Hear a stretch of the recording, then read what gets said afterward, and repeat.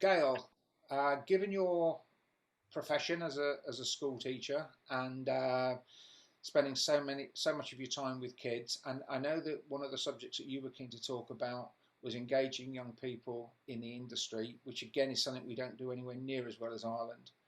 Um, what are your thoughts? Well, I think it's something that's been mentioned a lot, and when Carly, Kim, and I were chatting, we were sort of saying that we'd really hoped tonight we would maybe talk about a few practical things. I think we all across the industry know the things we'd like to see change, but how are we going to do it? It's all right to be generic. And I think as far as young people are concerned, it's important that we sort of attract them as kennel hands and trainers eventually, and as owners. But equally, we want them to be fans. I think that's where a lot of us, obviously, Carly's an exception here, but we started as just loving greyhound racing. And I'd love to think that we can achieve that in some way. I know, Kim, you've said you're keen on getting junior ambassadors. I think there's a few sort of examples in horse racing which would be lovely. I know they started the apprentice scheme, which was obviously aimed at getting young people to actually be part of the sport. Disappointingly, that doesn't seem to have continued. And whilst I appreciate COVID is a sticking point at the moment, it hasn't realistically stopped education in other areas. And maybe it's an opportunity to think we need to do this remotely anyway, because I think you're not going to have vast numbers, so those kids are going to be spread across the country.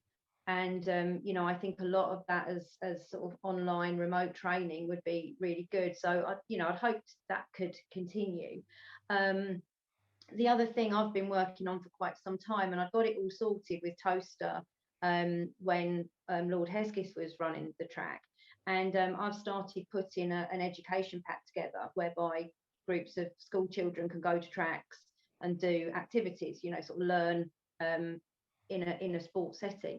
And initially I thought of it because we were taking a lot of our kids to Watford Football Club, to their education centre, and it was surprising, some of the kids that really were disengaged just loved it. They didn't realise they were doing maths and English because it was all about football. And it wasn't until I started working on it that I found out that horse racing was already doing it, and they've got racing to school. So I shadowed them for a day at Sandown, which was amazing. And I'm always of an opinion, if you can steal ideas off someone, it's much easier than trying to create them yourself.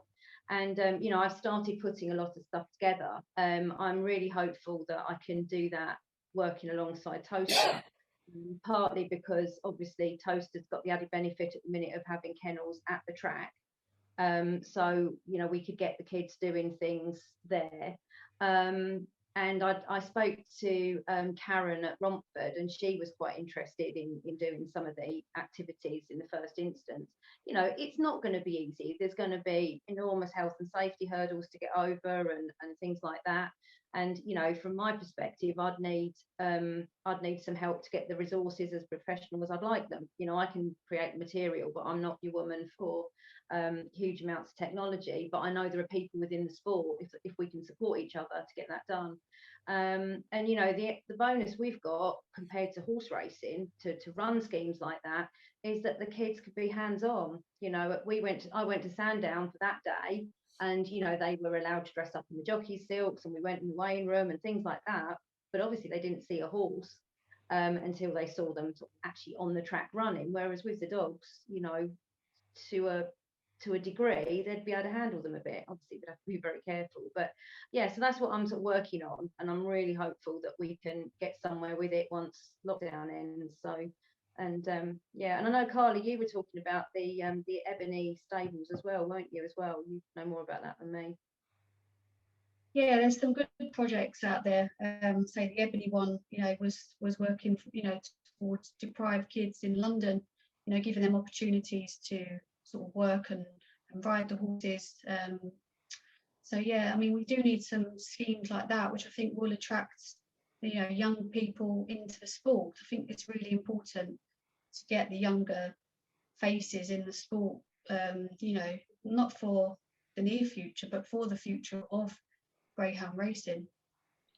We seem to positively discourage kids from getting involved in the industry, and Um, I remember having a conversation with Bob Rowe, who I have the greatest respect for, several years ago, and he was towing the GRA line about we don't want kids owning dogs or whatever, think of the financial implications. And I said, but my eldest daughter had a bank account at 14. She had the bank trusted her to have a bank account. Why can't greyhound racing trust a kid?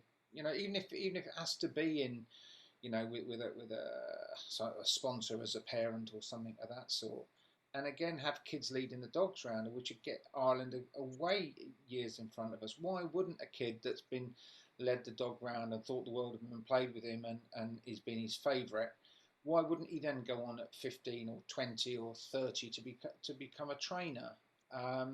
Whereas to say to somebody, to drop them into it and go, all right, well, you're 18 now, you can get involved in dog racing. It just doesn't seem, it's not particularly difficult. It just seems a missed opportunity as much as anything else.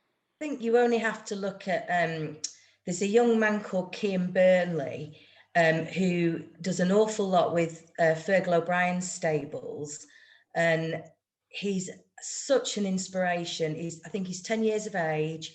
He's so passionate about the racing. He goes out, he interviews jockeys, he writes blogs, he does little mini reports. He is an amazing kid, and that, to me, his enthusiasm, he's just got bigger and bigger and bigger on social media. And that's something we can do with children within greyhound racing. If they've got a passion, they don't have to be able to walk the dogs. They don't have to be working in a kennel. There's other ways of that, as Carly said, as fans, as what, they can be fans of the sport, and that can come out in other aspects. Mini reports, blogs, interviews with trainers, photograph competitions of favourite dogs. There's so many different things they could cover that, he's one really that people should take a look at and follow in his footsteps. I just wonder, it reminds me, being a kid, I can remember being 10 or 11, and going to Phil Rees Senior kennel, and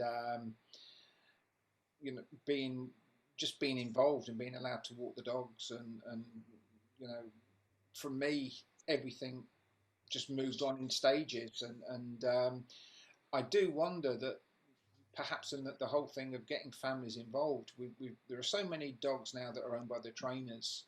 There seems very little effort to try and attract owners, but it shouldn't just be owners themselves, it should be owners' families, because I can remember, again, working in kennels, and when we had our own kennels, you'd get the family turn up, and the parents would come up and they'd have a coffee, and then the kids couldn't wait to go and walk the dogs, and those kids remained interested in those dogs as they grew older, and 20, 30 years later, they were still interested in the industry because of what they got involved in at that stage. And those, how many trainers that currently have dogs actually started out in those circumstances where they went along. I can remember being, I think, 11 and going to one of the first breeders' festivals at Northaw, and meeting Joe Booth with Cricket Bunny, who had just won the laurels. And I was, this was like today would be like sort of, I don't know, meeting Lionel Messi or something for me, to see this dog and to go along and to stroke him, and the trainer to talk to me and tell me all about his dog. I was absolutely smitten. And that, I'm sure there are so many other people that are in the industry that have had that kind of experience in their younger life. And it's at the track, there should be opportunities. Like, I know some of the tracks really brilliantly sort of introduce the children's race. So kids could go out, on the podium, and, I know one night my little cousin was there and he was 2, and Hobbsy was trying to interview him. It was beyond hilarious. But, there was a thing on Twitter a couple of days ago, what dog made you love dog racing? Name the dog. And, for me, it was a dog called Linwood Ranger, who was a grader at Walthamstow. And after racing, where you're sat now, Floyd, the other end of that straight, they used to have the big lorry where they would load the dogs up. you know, and the kennel girls, I know you probably couldn't do it now, but the kennel girls would let you cuddle a dog or hold a dog while they were loading the rest. And, you know, you got to know those dogs just as a supporter. And, you know, and I think actually allowing people to get involved while still maintaining the integrity, the security, the welfare of the dogs, I don't think it'd be that difficult, to be honest. But, you know, we've got to get people back in the stadia, though, haven't we?